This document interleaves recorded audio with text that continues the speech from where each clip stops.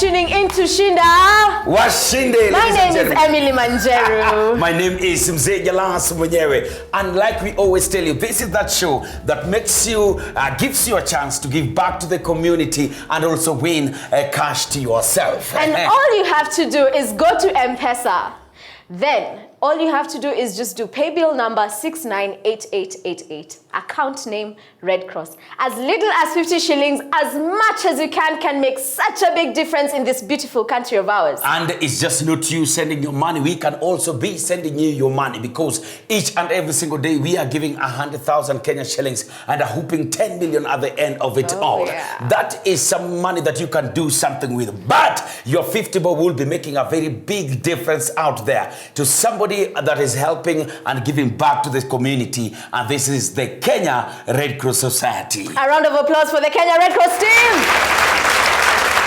Oh my goodness, we have seen so many of the things that they've been able to do across the country, from Garissa to Molo to Ngara to Nairobi. And now, today, we're going to focus on something very crucial that we get to assume a lot of times. That's very true. In this same show, we focus the drought situation, the accident, the fires, the terrorists, everything. But today, we go to check on something very different, something that most of you always just look and maybe just assume and don't think that maybe Red Cross is not taking part of it. This is the mental illness. How many people even know where Mathare mental hospital is? You don't know, because it's a closed society, and you've never even gone and checked who are there. But they are close, a very close relative of mine is there. Yes, Congestina. Yes. And you know, mental illness is an illness. It's a witchcraft. What people are cursed. No. Kama ya Congestina, definitely you know what happened. She was unwell. She was unwell, and it affected her mentally, being the superstar, and she was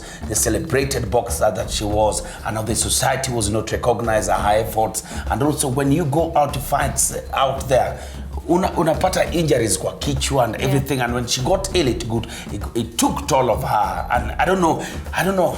It's really a sad situation. But you know, this is the most annoying thing about us as a society.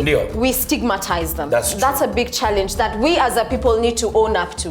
When you have a family member who's mentally unwell, take care of them. They are unwell. They need your help. They need your counsel. And in this first feature of the day, we're going to speak to some elderly people who have been living with mental illness for longer than 10 years. And when we are doing this, also talking to our families out there, most of you don't want to bring out your families, relatives who are mentally ill, and that even affects them even more. You know, when you take them to the hospital or bring them out to the light and everything, they are able to cope up with it. Stop stigmatizing them. It is the wrong thing to do out there. Come out, let them also enjoy the little sunlight that we have. Let them enjoy the treatment that you have. You never know. It is maybe a way it can one day it can be corrected if you don't know. It takes a lot to take care of these people, but let's go to our first feature and see how exactly the Red Cross is helping them. Shinda yangu ni ugonjwa unaitwa siari, sijui. Ikaanza kukojeka, kazi sasa nayo ikakuwa kidogo. Sasa kwa matatizo hiyo yote, ugonjwa ukawa mwingi. Nikaenda kwa chief, nikapewa barua na Red Cross na Mathare, nilipatiwa na social worker barua. Sasa nikapeleka kwa chief, halafu nikalete hapa kwa Red Cross. Msichana mmoja tulikaa nake miaka 2.5, tabu zikaanza kuonekana. Sijui kama ni ugonjwa ama ni nini, tukaachana. Madawa sijakosa tangu wakati huo, na mavazi nakuja napatua mavazi na chakula kidogo. Nikipata kama kitu ya kuanza kabiashara naweza fanya, kwa sababu saa hizi sikuagi mbaya, lakini zamani nilikuwa na kataa dawa, lakini nilipewa counseling huko Mathare na social worker. Na hapa ni kama miaka karibu 35, na ninaona nasaidika, kwa maana siku hiyo nilikuwa na tabu nyingi sana. Nilikuwa na bwana, kafutwa kazi, Hii ni watoto. Nilikuwa na tabu nyingi mpaka. Lakini kugojeka niliaja kama mimi bado msichana. Nikapelekwa Mathare, nikadugwa stima moja, nikarudishwa Kenyatta kwa mtoto. Unajua mtoto alikuwa na watu nasari. Nikakaa huko nikapata nafuu. Sasa nikwenda bwana sasa akaelezwa hivyo atapo akaokuwa maneno. Sasa akanichukua tukaenda nyumbani. Nikakaa tena nikapojeka. Ndio nikapelekwa Mathare, nikatubio, nikakuja nyumbani. Sasa wananipatia dawa. Na mwezi tunapataga unga kama mfuko 2 na sukari kilo 1. Ngojeka wakati nilimaliza hiyo course. Na nilikuwa huko Nairobi ndio nilikuwa najifundishia. Nilipata mimba wakati nilikuja nyumbani nikikaa kidogo nikimaliza mwaka mmoja ndio nilipata mimba ya mtoto wa kwanza. Wakati nilizaa huyo bwana akasema hata nioa kwa sababu mimi ninakuaga mgonjwa. Akanikataa.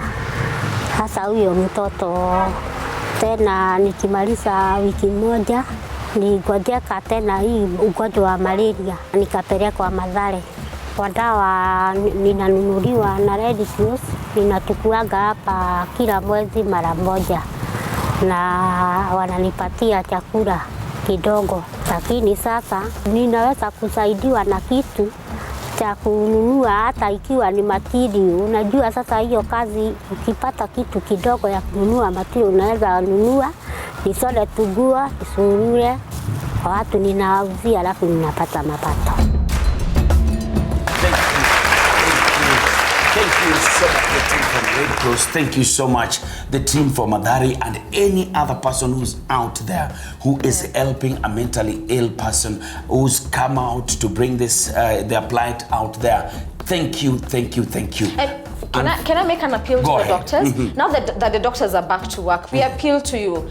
Besides the whole hula baloo of what's going on, remember your patients. They're the ones who need you. There's a big opportunity to be able to make a difference with stigmatized patients who are mentally ill. Kama wewe ni mtu uko na jamaa ama ndugu zako ama rafiki zako, familia yako mwenye tayari unamjua ako na akili pungwani, that's the way we might even be able to say it.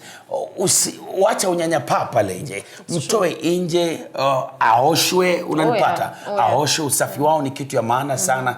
Watolewe nje kwa jua pahali kuna mwangaza, na sana sana wapeleke kwa madaktari ili wapate nafasi ya kutibiwa kule nje. Na kama umewahi taka kujua jinsi unaweza kusaidia hata kama ni Mathare Hospital ama watu wengine pale nje, ama kusaidia Red Cross ili waendelee na kazi yao nzuri ambao wanaifanya kuwasaidia ndugu zetu hawa, tafadhali enda kwa M-Pesa paybill namba yako sasa hivi kwenye nambari 698888, yani 698888. Weka shilingi 50 peke yake kisha utume kwa neno Red Cross, then we will be helping a whole complete societies. Like we have always seen in this show, we have people who win lots of really good money, and all they've done is just go to M-Pesa, pay bill number 698888, account name Red Cross, and as little as 50 shillings, as much as they have possibly contributed, has gotten to win them 100,000 shillings. Let us give it up for Samuel Kaino. How does it feel like to touch 100,000 shillings? I feel so good. Yeah? Yeah. Unatoka wapi? Natoka Nakuru. Nakuru. Yeah. Na hii pesa, juni 100,000 shillings na watu wako broke. What do you intend to do with the money? Hii pesa kwanza imekuja kwa wakati yake. Kwa maana kwa wakati huu niko na wanafunzi. Niko na watoto wawili kwa college. Yes. Mmoja secondary. Na wawili wenye wako primary boarding. So hii pesa imekuja kwa wakati yake na nimefurahia sana. How many children? Na niko na 5 children. 5 children? Yeah. Well done. And then kitu ya kwanza kabisa, nafikiri nitashukuru Mwenyezi Mungu kwa kumpa haki yake. Yes. Ambapo ni 10% yake. Taweza kumpa. Ili kwa sababu yeye mwenyewe ndiye aliyewezesha mimi kushinda. Yes. Yeah. A round of applause for Samuel. Now, kwa nini ulicheza Shinda Washinde? Shinda Washinde nimecheza mara kadhaa. Ambapo nafikiri ya mwisho yenye nilicheza ilikuwa on Sunday. Yes. I think hiyo ndio ilinipea nikuwe winner. Ambapo hata wakati nilipopigiwa simu sikuamini. Nafikiria pengine ni wale wa kawaida wanapiganga simu. Mara message hata ilibidi niseme kwanza unidirect. Yes. Ili niweze kufika hapo. Na umeamini sasa uko na 100,000 shillings? Nimeamini sasa. There you go. A round of applause for Samuel. And it's as simple as just going to M-Pesa, pay bill number 698888, account name Red Cross, and you could be the one we call onto this beautiful stage to win 100,000 shillings. Congratulations, Samuel. Ladies and gentlemen, at that point we take our first commercial break. We will be back. My name is Mzee Jalas Mwenyewe. My name is Emily Manjeru, and on the second half we get to speak to someone from the Red Cross who will give you better tips than possibly we can on how to manage people with mental illness. Don't go away.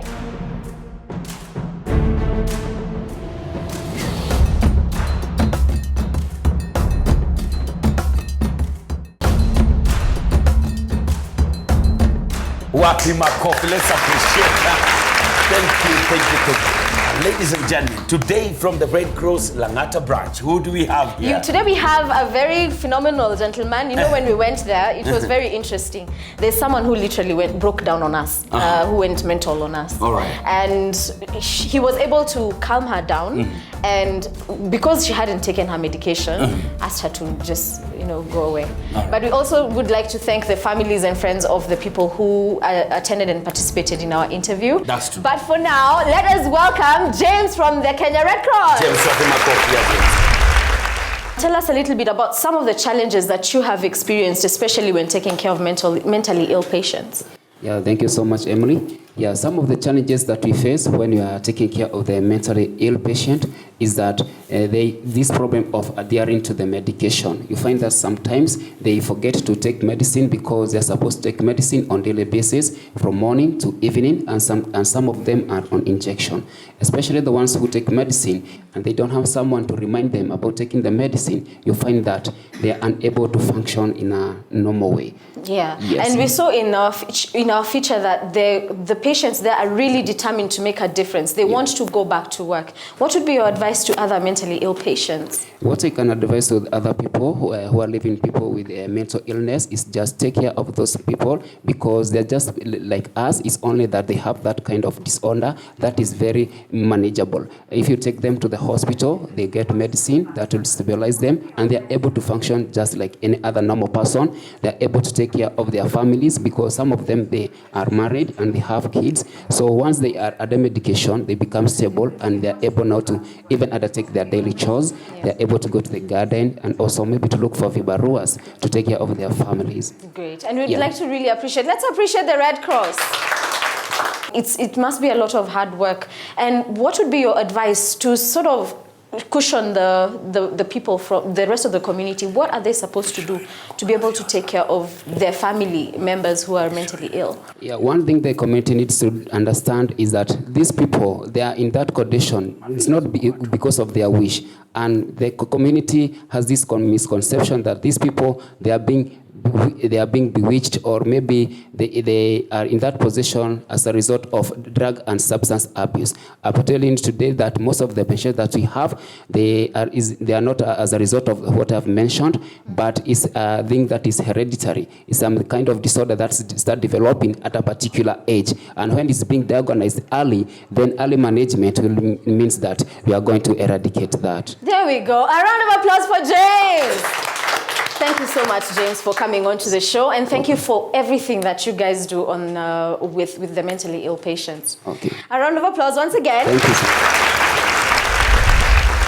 This is that moment that I come on this stage and make sure that not just the people back at home get to win some money, but even the lovely audience here. And we've changed the game so far. You know the way we do it. I get to call two people up on stage here, and they get to go on a banter. Yani moja kwa moja, unauliza mtu anakuuliza, unauliza mtu. You can be able to walk away with 10,000 Kenya shillings if you can answer every single question that you are asked, and they cannot answer all the 5 questions that you get to ask. Ladies and gentlemen, this is Jalamo Day. Let's have a good time.